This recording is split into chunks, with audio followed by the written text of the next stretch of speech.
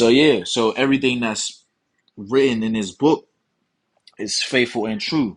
The things that have came to pass, you can go back into the scriptures to say, or so the scriptures say that this was going to happen at this time, and you go in world history and you say, ooh, this happened. So when we go to Deuteronomy 28, let's get it real quick. When we go to Deuteronomy 28 and verse 68, where it says, and the Lord shall bring thee into Egypt again with ships. Now, mind you, again, like I said earlier, we're not talking about the literal ancient Egypt, because if you go on the map, you can see that Israel and Egypt are literally right next to each other. That is a walking distance. You don't need to get on a ship to be brought over there. This is talking about a place of bondage. When you look up the word Egypt, it goes into bondage. This is a place of bondage that the Lord was going to be sending his people to for their disobedience. Okay, so it says, and the Lord shall bring thee into Egypt again with ships. By the way whereof I spake unto thee, thou shalt see it. Thou shalt see it no more again, and there ye shall be sold unto your enemies for bondmen and bondwomen, and no man shall buy you. And when it talks about no man shall buy you, it's not talking about someone actually buying you. It's talking about when you go into that word buy, the definition of the word buy, not precept, is redeem, meaning save you, and no man shall save you. So this had to come to pass that we were going to be sold unto our enemies for our disobedience. Because when you go up in the same chapter in Deuteronomy 28, from verses 1 to 14, it talks about all the blessings that we will inherit if we obeyed the Lord. If we would have never went off as a nation, if we would have never sinned against our power, from verse 1 to verse 14, it's all the blessings that would have cleaved unto our nation. But what happened? We know that that's not what happened. We know that what? Our people, we sinned against our power. So from verse 15, I'm going to read verse 15, and this is what verse 15 says. It says, but it shall come to pass, if thou wilt not hearken unto the voice of the Lord thy God, to observe and to do all his commandments and his statutes, which I command thee this day, that all these curses shall come upon thee and overtake thee. You see? So let's go down real quick. It says, this is one of the curses that cleaves unto our nation even to this day. It says in verse 37, and thou shalt become an astonishment, a proverb, and a byword among all nations, whither the Lord shall lead thee. Are we not still being made an astonishment to the whole world? Are we not being proverbs and bywords? And when you go into proverbs and bywords, that's what? Names that are not of your own. We're not, when people look at us, they don't look at us as, oh, those are the chosen people of the Most High. No, they say, no, that's a black man. That's a black woman. That's a Mexican man. That's a Mexican woman. That's a Latino man. That's a Latino woman. That's a Jamaican man. That's a Jamaican woman. Those are proverbs and bywords. That's not our true names. They don't call us the Yasha Allah. They don't call us the Israelites, the princes of the power. No, like I said, they call us African Americans, uh, Mexican Americans, Latino Americans, and so on and so forth, man.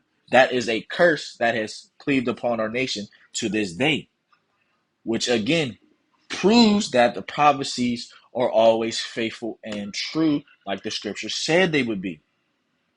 Did the Lord not say that his word shall not return unto him void, but it shall accomplish that whereto he sent it?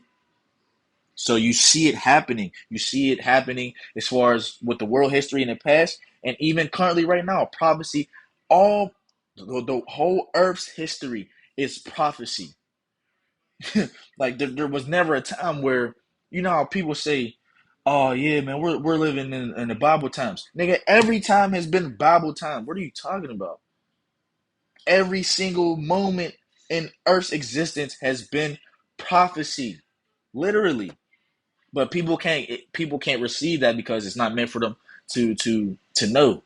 It's not meant to them to. It's not meant for them to have. So of course they won't look at it like, oh no, that's just this and that's just that. But in reality, everything has always been according to prophecy. All right, and jumping down. Let's see. Yeah. So that was pretty. That was pretty much the point on that part, man. So for these Jakes, for one body Dallas, one and then for this group to call themselves one body and Yahweh Shai, man, this is not a spiritual group because you will be talking according to the spirit of prophecy. You wouldn't be falsely, discrediting, or not even false. You wouldn't be discrediting the prophecies of the Lord. You wouldn't be saying that, oh man, we wasn't brought over here no ships. Those ships don't exist. And where's this? Oh, show me this. Show me where the slave ships is. Show me the proof. Okay, you got to realize that this is a faith-based ministry. This is a faith-based ministry, meaning there's going to be things that you can't see, or that you won't have physically in front of you to say, oh, okay, now I believe it. Y'all are a bunch of doubting Thomases, man. You got to see something to believe it, to believe that it really happened or that it's true. Otherwise, you just discredit it. But that's not what this ministry is about. It's about faith, man. It's to prove to the Lord that you have faith, regardless if you can see something or not. We haven't seen the Lord. Come on, man. We don't know what the Lord looks like. We have a description of what the Lord looks like, but we don't know what the Lord looks like physically in person. But do we not believe in the Lord? Exactly. So same thing with these prophecies, man. It's all in the same. It's all faith, man. We believe because these prophecies are true. The Lord has given us the eyes to see and the ears to hear that, oh, the Lord said that we was gonna be. That's one of the main things that some brothers was woken up to, like the bro Ariala, he always brings out like that. That was one of the things that caught his eye. The Lord, caught him on a fishing hook with that part when he heard that. Oh, and they should be brought. They should be brought by ships. Like, hold on. Was it? Ain't our ancestors that was brought over here in ships? So for you to discredit and say that the ships don't exist, you make no sense, man. So let me get this real quick. This is Isaiah 8:20. It says, "To the law and to the testimony, if they speak not according to this word, it is because there is no lights in them."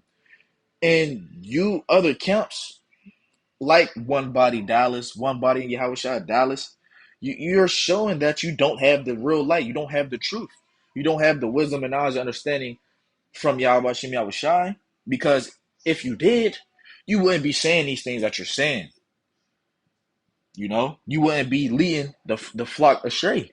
You wouldn't be leading the Lord's flock astray, because that's exactly what you're doing by saying these statements. All right, this is Matthew 7:15. It says, "Beware of false prophets, which come to you in sheep's clothing, but inwardly they are ravening wolves." You see, and that was the Lord that said that in Matthew 7:15. Our Lord Yahweh Shai said that, beware of false prophets, man, because they'll come to you as, yeah, brother, oh, don't believe that, brother. Come on, brother, come on, Ak. No, how you gonna believe that, Ak? Where's the proof at, Ak? Ak, show me this, Ak. But inwardly, they're ravening wolves, man. These brothers could most likely be agents, man. It's like, man, when you got the spiritual discernment, you'll be able to tell who's going based off the scriptures, who's going based off the scriptures, and who's doing stuff for vainglory and all those other things that mean absolutely nothing. Because the truth is what matters. The truth, the word of Yahweh Shem Yahushai, that is what matters, man. And the words of Yahweh Shem Yahushai is that these prophecies are faithful and true. And you making that statement that the ships don't exist, that they weren't actual ships, you are discrediting the prophecies. All right. So let me take some of these off. I got that. Got that. You need that. So yeah, man, that's pretty much the point, man. So with that, Lord's will, this was edifying to the sheep and to the flock of Yahweh Shem Yahushai. With that, I want to give all praises, glory, and honor to Yahweh Ba'Shem Yahushai, Ba'Shem Rakakwadash. Double honors into the apostles and elders of Great Millstone. Peace, blessings, and salutations to hopefully elect. This is the brother Taziar with the GMS Pittsburgh Camp. Till next time, I want to say Shalom. Wa Abba.